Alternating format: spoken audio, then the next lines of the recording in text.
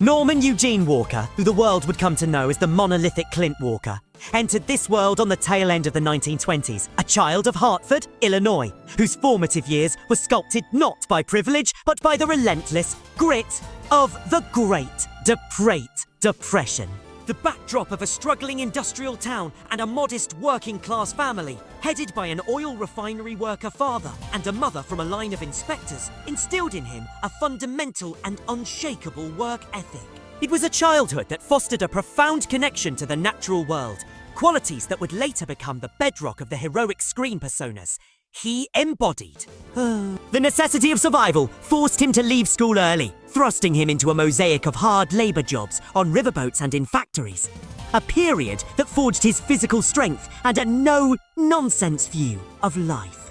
That formidable physique and innate athleticism found a purpose during World War II, when, at just 17, he joined the United States Merchant Marine. The discipline and unwavering determination honed during his service became permanent fixtures of his character. Foe. The post-war landscape saw Walker navigating a series of civilian occupations, from salesman to metalworker, and even a stint as a private detective. Yet his destiny seemed written in his very dimensions. A towering frame of 6 feet 6 inches, chiseled features, and a voice of deep, resonant timbre. Hollywood was an inevitable destination.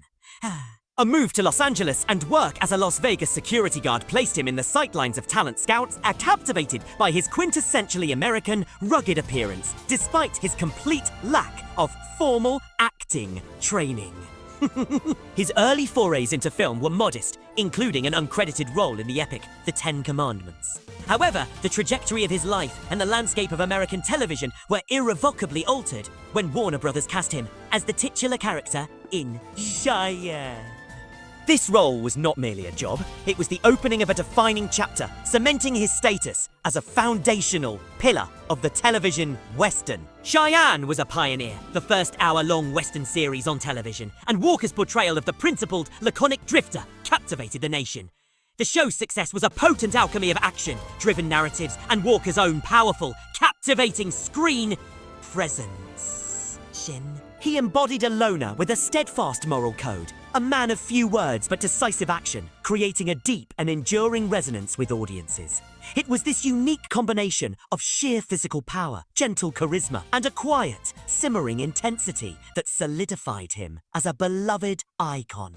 Despite the show's popularity, a contract dispute with Warner Brothers forced a temporary departure, a professional setback that serendipitously propelled him onto the silver screen.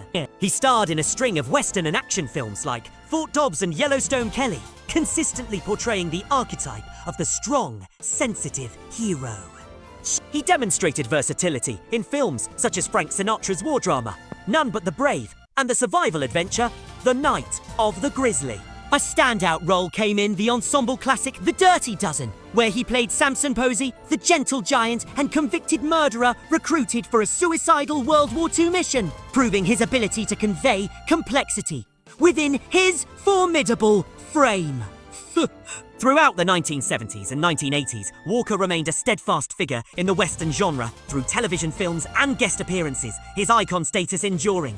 Then, in 1971, his life took a turn so dramatic, it seemed ripped from a screenplay. An avid outdoorsman, Walker suffered a catastrophic skiing accident at Mammoth Mountain. A violent fall drove a ski pole directly into his chest, piercing his heart. The injury was so severe, he was reportedly declared dead on arrival at the hospital. In a miraculous twist, a detecting doctor saw a faint flicker of life. Rushed into emergency surgery, Walker not only survived, but made a full and astonishingly rapid recovery, returning to work within months. This real-life brush with mortality transcended Hollywood gossip, cementing his image as a man of indomitable, almost superhuman fortitude, a true-life counterpart to the resilient heroes he played. His personal life was marked by longevity and quiet devotion across 3 marriages, each spanning approximately 2 decades. His first marriage to Vera Garver during his pre-fame struggles produced his only child, a daughter named Valerie, who would herself break barriers as a pioneering female pilot. The marriage ended in 1968, its dissolution private, but likely strained by the pressures of a burgeoning career.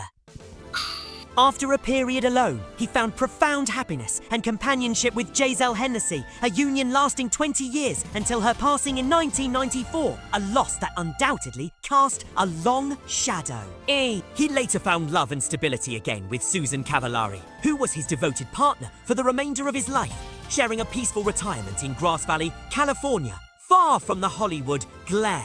China. Away from the set, Walker was known for a distinctive pescatarian diet, avoiding red meat long before it was a common celebrity practice. A choice that highlighted a personal commitment to health that intriguingly contrasted with the hearty, beef-eating cowboy image. Politically, his personal ideals of self-reliance aligned with conservative principles, notably leading him to publicly support Barry Goldwater in the 1964 presidential election, placing him among a minority of outspoken conservative voices in a largely liberal industry. This ethos of self-made achievement formed the core of one of Hollywood's most intriguing, low-simmering feuds.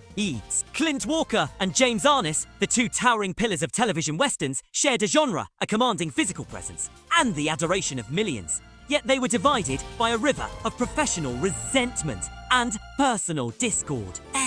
Walker, the star of Cheyenne, was believed to harbour a deep-seated animosity toward Arness, the legendary face of Gunsmoke. The root was a multifaceted rivalry for dominance during the genre's peak. Both shows commanded massive audiences, but Walker, who took immense pride in his authentic stunt, performing craftsmanship, and his working-class journey to stardom, reportedly felt perpetually overshadowed. Arness's Gunsmoke achieved a monumental 20-year run, an enduring success Cheyenne could not match, especially after Walker's own career was interrupted by contract battles. The perceived inequity in their paths to fame was a particularly bitter pill. Arness had been handed a golden opportunity, personally recommended for the role of Marshall Dillon by the iconic John Wayne, a king-making endorsement in Hollywood. Walker, conversely, had clawed his way up from nothing. Merchant marine, labourer, bit part actor, to earn his breakthrough. This contrast between anointed success and hard-won victory was believed to fuel Walker's sense of injustice. Furthermore, their personal demeanours differed. Walker was known as approachable and grounded, proud of his blue-collar roots, while Arness carried a more reserved, sometimes aloof manner. Walker likely perceived this as a polished aloofness, a product of Hollywood insider privilege. He reportedly believed Arness looked down on him as a lesser talent, a perception that transformed professional competition into personal grievance. Though never the subject of a public, vitriolic outburst, those within their circle understood that Walker's feelings toward the Gunsmoke star were decidedly cold.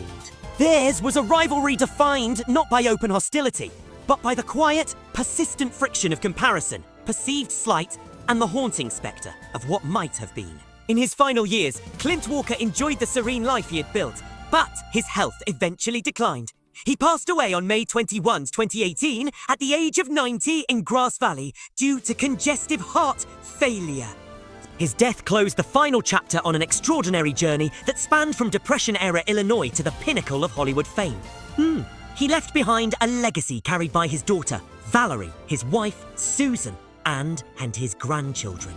More publicly, he left an indelible mark on the culture as Cheyenne Bodie, as Samson Poesi, and as a real-life personification of rugged resilience. The man who survived a ski pole through the heart and helped define a genre on television ultimately secured his place as an enduring icon, a symbol of a particular brand of American strength and silent integrity that continues to resonate long after the final credits have rolled.